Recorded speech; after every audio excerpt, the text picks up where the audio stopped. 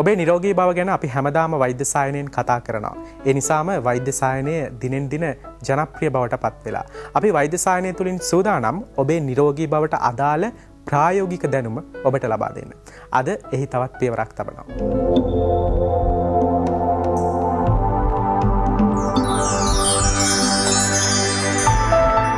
සුබ උදෑසනක් වේවා. අදත් සුපුරුදු පරිදි පහඳුර වෛද්‍ය සාකච්ඡාවත් සමග සම්බන්ධ වී සිටින ඔබට.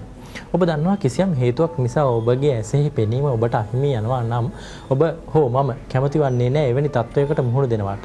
ඉතින් එම නිසා එසේ ඔබගේ පෙනීම අහිමි හැකි කිසියම් වූ රෝගී තත්ත්වයන් පවතිනවා නම් ඒ පිළිබඳව අවධානය යොමු කිරීම ඉතා වැදගත්. ඉතින් අදත් මේ නිසාම සුපුරුදු පරිදි පහඳුර වෛද්‍ය සාකච්ඡාවෙන් අප පැමිණ සිටිනවා කොළඹ ජාතික අක්ෂරෝහලට. අද දිනෙත් අප සමග අපගේ ආරාධනෙන් ඔබ දෙනුවත් කිරීම සඳහා සහභාගී වෙනවා කොළඹ ජාතික අක්ෂරෝහලෙහි අක්ෂරෝග පිළිබඳව විශේෂඥ ශල්‍ය වෛද්‍ය මුදිතා කුලතුංග වෛද්‍යතුමිය. වෛද්‍යතුමිය ඔබට සුබ උදෑසනක් වේවා. වෛද්‍යතුමිය අද දිනේ අප සාකච්ඡා කිරීමට බලාපොරොත්තු වන්නේ විශේෂයෙන්ම මෙම ඩයබටික් රෙටිනෝපැතිය. අපි සඳහන් කරනවා ඩයබටික් දියවැඩියා රෝගය පවතින විටදී ඒ ආශ්‍රිතව ඇසට ඇතිවිය හැකි සංකූලතා පිළිබඳව. එහි එක් සංකූලතාවයක් වන ඩයබටික් රෙටිනෝපැතිය කියන රෝගය පිළිබඳව. ඉතින් වෛද්‍යතුමිය මම කැමතියි මුලින්ම දැනගන්න මේ රෝගී කුමන ආකාරයේ රෝගී තත්ත්වයක්ද කියලා. ඔව් දැන් ඩයබටික් රෙටිනෝපැතිය කියලා කියන්නේ දියවැඩියාව නිසා ඇසේ දෘෂ්ටි විතානයට ඇතිවිය හැකි ඊටාම ප්‍රබල රෝගයක්. මොකද දෘෂ්ටි විතානයේ ලේනහර වලට ඇති වෙන රෝගයක් මේක දියවැඩියාව පාලනය නොවීම නිසා. වෛද්‍යතුමනි දැන් අප දන්නවා දියවැඩියාව කියන්නේ බටහිර වෛද්‍ය ක්‍රමයට අනුව සුව කළ හැකි රෝගී තත්ත්වයක් නෙවෙයි. එය කළ හැක්කේ පාලනය කිරීම පමණයි. දැන් අපි මෙවැනි අවස්ථාවකදී ඖෂධ මගින් දියවැඩියාව පාලනය කරමින් පවතින අවස්ථාවකදී සියලුම දියවැඩියාවෙන් පෙළෙනා වූ රෝගීන්ට මෙම ඩයබටික් රෙටිනෝපැති නැමැති රෝගී තත්ත්වය ඇතිවීමේ අවදානමක් තිබෙනවාද වෛද්‍යතුමනි?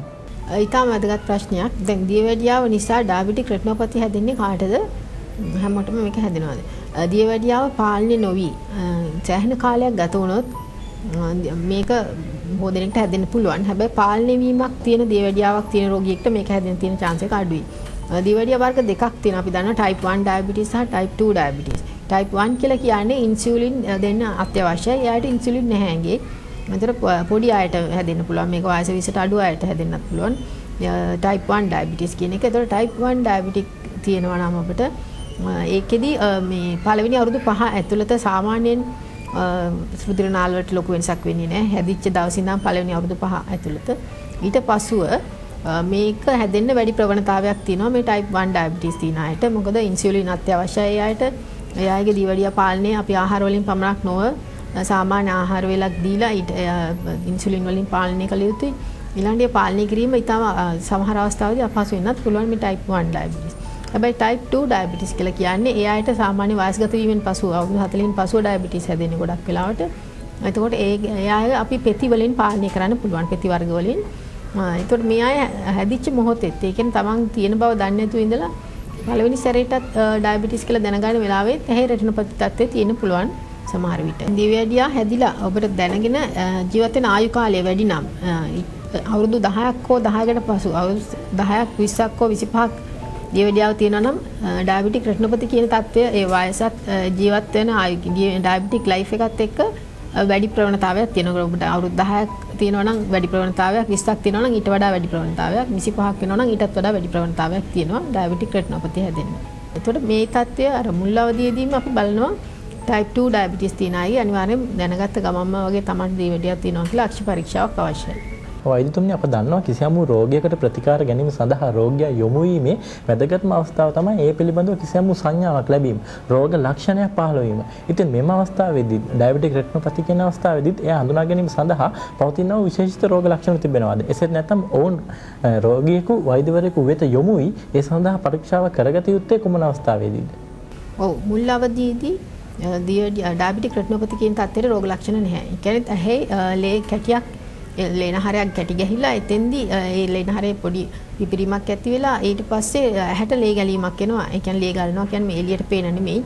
ඇහි කාචයට පිටිපස්සේ තියෙනවා මේ විට්‍රියස් ජෙල් කියලා එකක්. ඒ ජෙල් එකට පොඩි ලේ ටිකක් ආවත් ඒ සම්පූර්ණයෙන් ඒකේ පාරදෘෂ්ටභාවය නැති වෙලා යනවා. ඔබ දන්නවා ඇහැ නිකන් කැමරාවක් වගේ දෙයක්. ඒකේ දෘෂ්ටි විතානය තමයි පිටිපස්සෙම තියෙන. ඉදිරියෙන් ආලෝක කිරණ ඇහැට වැටුනහම දෘෂ්ටි විතානය මත පතිත වෙන්න නම් ඒක ඉදිරියේ තියෙන මාධ්‍ය ඔක්කොම පාරදෘෂ්ට විය යුතුයි. කළු ඉංග්‍රියාව කෝණියා එක පාරදෘෂ්ට වෙන්න ඕන, ලෙන්ස් එක කාචේ පාරදෘෂ්ට වෙන්න ඕන. ඒ දෙක අතර තියෙන එක්වස් හියුමර් සහ විට්‍රියස් හියුමර් කියන ඒ ජෙල් වතුර කොටස් පාරදෘෂ්ටි වෙන්න ඕන. දෘෂ්ටි විතානයේ මත ආලෝක කිරණ වැටිලා අපිට යමක් දකින්න. ඒතර මේ දෘෂ්ටි විතානයේ ලේනහරවල පොඩි ගැටි තියාවිලා අලුත් ලේනහර වැවිලා මෙදිය වැඩියව හින්දා පොඩ්ඩක් ලේ එනවා. අර විට්‍රියස් ජෙල් එකට. එතෙන්දි තමයි පෙනුම එකපාරට අඩු වෙලා යන්නේ. එතකන්ම රෝගියා දන්නේ නැහැ මේ තමාට තියෙන බව මේ රෝගය ඒ දෘෂ්ටි විතානයේ තැන් වල මේ ලේනහර ගැටි තියෙන්න පුළුවන්. මුලින්ම ඒ ලේනහර ගැටි මැකියුලා කියලා අපි යමක් බලන දෘෂ්ටි විතානයේ තැනක් තියෙනවා. අන්න එතන આવොත් පෙනුම අඩු වෙනවා මුලදී. එහෙම ආය මුලින් සායන මෙත යොමු වෙනවා. බට බොහෝ වෙලාවට එතන නැතුව වෙන තැනක මේ ගැටි හැදුනොත් අර ලේ කැටියක් ජෙල් එකට එනකම්ම විට්‍රියස් හෙමරේජ් කියන තත්ත්වය එනකම්ම රෝගියා දන්නේ නැහැ. ඒ හින්දා මූලික අක්ෂි පරීක්ෂාවක් අනිවාර්යෙන් අවශ්‍යයි දියවැඩියා රෝගියෙක්ට මේ තත්ත්වය හඳුනා ගන්න මුල් අවස්ථාවේදී. දැන් වෛද්‍යතුමනි මෙම රෝගය අප හැඳින්වුවේ ඩයබටික් රෙටිනෝපැති නමින්. ඉතින් මේ දියවැඩියාව කියන නමත් සමග එකට ඈඳී යන්නක්. මෙම රෙටිනෝපැති කියන රෝගී තත්ත්වය සහ ඩයබටික් රෙටිනෝපැති කියන රෝගී තත්ත්වය අතර වෙනසක් තිබෙනවාද? එසේත් නැත්නම් වෛද්‍යතුමනි මා අදහස් කරන්නේ දියවැඩියාව නොමැති කෙනෙකුටත් මෙම රෝගී තත්ත්වය වැළඳීමේ කිසියම් හැකියාවක් තිබෙනවාද? ඔව් ඇත්තම රෙටිනෝපැති කියන තත්ත්වය එන්න පුළුවන් දියවැඩියා හැර වෙනත් හේතු හින්දා. හැබැයි ඩයබටික් රෙටිනෝපැති තියෙන්නේ විශේෂයෙන්ම අපි නම් කරලා තියෙන්නේ දියවැඩියා රෝගීන්ගේ රෙටිනෝපැති තත්ත්වය තමයි ඩයබටික් රෙටිනෝපැති. ඒතකොට රෙටිනෝපැති කියලා කියන්නේ වෙසල්ස් ලේනහරවල ගැටි ඇතිවීම හෝ වෙනස් වීම ගොඩක් හේතු හින්දා එන්න පුළුවන්. දැන් හයිපර්ටෙන්ෂන් ප්‍රෙෂර් හින්දා හයිපර්ටෙන්සිව් රෙටිනෝපැති. ඒතකොට වැස්කියුලර් රෙටිනෝපැතිස් කියලා තියෙනවා. එක එක හේතු හින්දා රෙටිනෝපැතිය කියනවා. හැබැයි මේ ඩයබටික් රෙටිනෝපැති කියලා අපි කියන්නේ දියවැඩියාව නිසාම විශේෂිතවම හේතුව දියවැඩියාව පමණයි. ඒතකොට දියවැඩියා රෝගීන්ට පමණයි මේ තත්ත්වය ඇති වෙන්නේ. වෛද්‍යතුමනි දැන් ඔබතුමිය සඳහන් කළා විශේෂයෙන්ම මෙම රෝගී තත්ත්වය ඩයබටික් රෙටිනෝපැති කියන තත්ත්වය ඇතිවීමට දියවැඩියාව කෙතරම් කාලයක් එම පුද්ගලයාට තිබුණාද කියන දේ බලපානවා කියලා. විශේෂයෙන්ම අප සඳහන් කළා වසර 10ක් 20ක් 25ක් පමණ කාලයක් දියවැඩියාවෙන් පෙළෙනවා නම් අප ඒ පාලනයකින් යුතුව පවත්වාගෙන ගියත් කිසියම් අවදානමකින් පසු වෙනවා කෙනෙකු මෙම ඩයබටික් රෙටිනෝපැති කියන රෝගී තත්ත්වයට පත්වීමට. ඉතින් වෛද්‍යතුමනි දැන් මෙවැනි අවදානමකින් පසු වන කෙනෙක් පූර්ව සූදානමක් තිබෙනවා නම් දියවැඩියාව සෑදුණු අවස්ථාවේදීම මෙම රෝගී තත්ත්වයට මුහුණ නොදීම සඳහා ඔවුන් අනුගමනය කළ යුතු කිසියම් හොඳ පුරුදු තිබෙනවාද? ඔවුන්ගේ සෞඛ්‍යමය තත්ත්වය දියුණු කර ගැනීම සඳහා ඔවුන් පිළිපැදිය යුතු කරුණු කාරණා තිබෙනවාද වෛද්‍යතුමනි? දැන් දියවැඩියාව කියන රෝගේ පාලනය කරගත්ත හැකි රෝගයක්. ඒතකොට පාලනය කර ගැනීමකින් තමයි මේ ඩයබටික් රෙටිනෝපැති තත්ත්වය වළක්ව ගන්න පුළුවන්. රෙටිනෝපැති විතරක් නෙවෙයි ගොඩක් සංකුලතා හැටෙනවා දියවැඩියාව හින්දා. ඒත් අපි මේකෙන් වැදගත්ම සංකුලතාවය තමයි ඩයබටික් රෙටිනෝපැති. මොකද මේ තත්ත්වයේදී ඇහැට ලේ කැටියක් ආවොත් සාමාන්‍ය ශල්‍ය කර්මයකින් මේ ලේ කැටිය අයින් කරන්න බෑ. විශේෂිත වූ ශල්‍ය කර්මයක් කරන්න අවශ්‍යයි. ඇහි කාචයට පිටිපස්සෙන් තමයි මේ ලේ කැටිය එන්නේ ස්නායුවට ආශ්‍රිතව. ඒ හින්දා මේ ඒකට විශේෂිත වූ ඊටාම සංකුල ශල්‍ය කර්මයක් ඒකට විශේෂිත උපකරණ අවශ්‍යයි. හැම රෝහලෙම කරන්න බෑ ඒ ශල්‍ය කර්ම. එතකොට සෙක්ෂන් රෝහල් වල පමණක් ඒකෙත් රෝහල් කීපයකයි දැනට මේ ශල්‍ය කර්ම කෙරෙන්නේ. ඊළඟට ඒ ශල්‍ය කර්මෙට ඊටාම වෙලාවක් සහ මුදලක් රජයෙන් වැය කරන්න සිද්ධ වෙනවා. ඒකින්ද මේ தත්ත්වය එන්න පෙර අඳුනා ගැනීම තමයි ඊටාම වැදගත්. ඒතකොට ඒක අඳුනාගන්නේ කොහොමද? ඔබ දියවැඩියා රෝගියෙක් නම් දියවැඩියා අනිවාර්යෙන් පාලනය කළගත යුතුයි. ඒතර පාලනය වෙලා තියෙනවද කියලා දැනගන්න විශේෂිත පරීක්ෂණ දෙකක් අපි කරනවා ඇහැ සම්බන්ධයෙන්. ඒ පරීක්ෂණ තමයි පහුගිය මාස 3 ඇතුළත පාලනය බලනවා HbA1c කියලා වාර්තාවක්. ඊට අමතරව මේ වකුගඩු වලට මේ දියවැඩියා රෝගය එන අවස්ථාවේ තමයි ඇහැට බලපාන්නේ. ඒතකොට මේ වකුගඩු වලට ඇවිල්ලාද කියලා බලා ගන්න මුත්‍රා පරීක්ෂණයක් කරනවා. ඒතර මේ දෙක අනිවාර්යෙන් මාස 3කට වරක් කරගත්තොත් ඒ දෙක නෝමල් තත්ත්වයේ තියෙනවා නම් ඊළඟට ඇහැ අවුරුද්දකට වරක් පරීක්ෂා කරගත්තොත් ඊළඟට දියවැඩියා සායනයකින් ඔබ දිගටම බෙහෙත් අරගෙන දියවැඩියාව පාලනය කරගත්තොත් ඊට ඒ තුන කරගත්තොත් ඔබට ඊට අමතරව ඔබ මේදය ඒ කියන්නේ කොලෙස්ටරෝල් අඩු කරගන්න ඕන වේට් එක බර අඩු කරගන්න ඕන තමගේ උසේ හැටියට ඊළඟට ස්මෝක් කරනවා නම් මේ දුම්පානය කරනවා නම් සම්පූර්ණයෙන් දුම්පානය අනිවාර්යයෙන්ම නවත්තන්න වෙනවා. ඊට අමතරව අවුට්ඩෝර් එක්සර්සයිසස් ඒ කියන්නේ ක්‍රියාශීලීභාවය තමගේ මේ ව්‍යායාම සතියකට 3 වරක් පැය භාගයක් ඇවිදීම බ්‍රිස්ක් වෝක් කියන්නේ වැඩි වේගයකින් ඇවිදීම කිලෝමීටර් 2ක් පැය භාගයක් ඇතුළත ඇවිදීම ඉතාම අත්‍යවශ්‍යයි මේ රෝගය පාලනය කර ගැනීම සඳහා.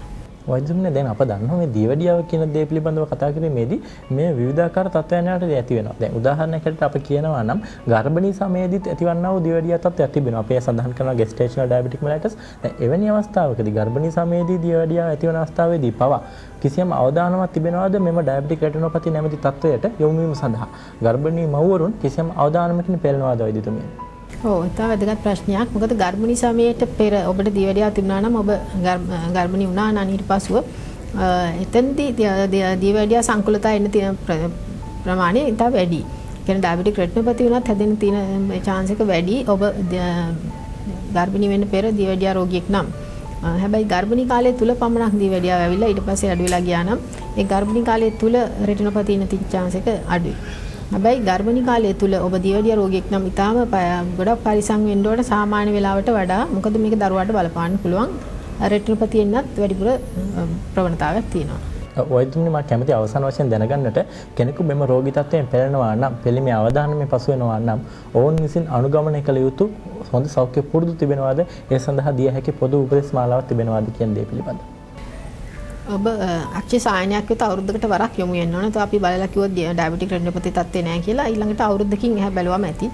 හැබැයි ඩයබටික් රෙටිනෝපැති තත්ත්වේ තියෙනවා නම් ඒක වැඩි අවදානම් තත්ත්වයක් අනිත් ඒ කියන්නේ අනිත් ග්‍රන්ථි වලට ඇඟේ අනිත් සිස්ටම්ස් වලට බලපාන්න පුළුවන් ඩයබටික් රෙටිනෝපැති තත්ත්වයකින්ද ඔබ ඊටාම පරිස්සමට දිගටම මේ සායන වලට සහභාගී විය යුතුයි. ඩයබටික් රෙටිනෝපැති තත්ත්වයේ තියෙනවා නම් මොකද එක දවසකින් බෙහෙත් කළා හොඳ කරන්න පුළුවන් දෙයක් නෙමෙයි ඒක. ඔව් අද දිනේ අප ඔබ දැනුවත් කළේ විශේෂයෙන්ම ඩයබටික් රෙටිනෝපැති නැමැති රෝගී තත්ත්වය පිළිබඳව. එය වැළඳීමේ අවධානම ඔබට පවතිනවා නම් හෝ එම රෝගය ඔබ වැළඳී තිබෙනවා නම් ඒ සඳහා ප්‍රතිකාර වලට යොමු විය යුතු ආකාරයත් අප මෙහිදී ඔබව දැනුවත් කරා. ඉතින් අද දිනෙත් ඔබව දැනුවත් කිරීම සඳහා අපගේ ආරාධනෙන් අප සමග සහභාගී වූවා කොළඹ ජාතික අක්ෂය රෝහලෙහි අක්ෂය ශල්‍ය වෛද්‍ය විශේෂඥ වෛද්‍ය මුදිතා කුලතුංග වෛද්‍යතුමනි. වෛද්‍යතුමනි ඔබට බෙහෙවින් ස්තුතිවන්ත වෙනවා අපව දැනුවත් කිරීම සම්බන්ධයෙන්. තවත් මෙවැනි වැඩසටහනකින් පහන්දර වෛද්‍ය සාකච්ඡාව තුළින් ඔබ දැනුවත් කිරීමේ අරමුණ ඇතිව අද දිනේ සමුගෙන යන්නම්. ඔබට නිරෝගීමත් දිනයක් වේවා. ආරම්භයේදී ඔබට මතක් කළා වගේ අද දවස තුළ ඔබ කරන වැඩ කටයුතු වල හොඳ නරක අනුව තමයි ඔබට අද දවස අවසානයේදී ඒවායේ ප්‍රතිඵල ලැබෙන්නේ. ඒ නිසා අද දවස තුළ හොඳ වැඩ කටයුතු පමණක් ආයෝජනය කරන්න මතක තබා ගන්න. සමගන්නවා පහන්දොරෙන් මේ සොඳුරු උදෑසනෙන් ආරම්භන අද දවස ඔබට වඩා සුබදායක දවසක් වන්නට ප්‍රාර්ථනා කරමි.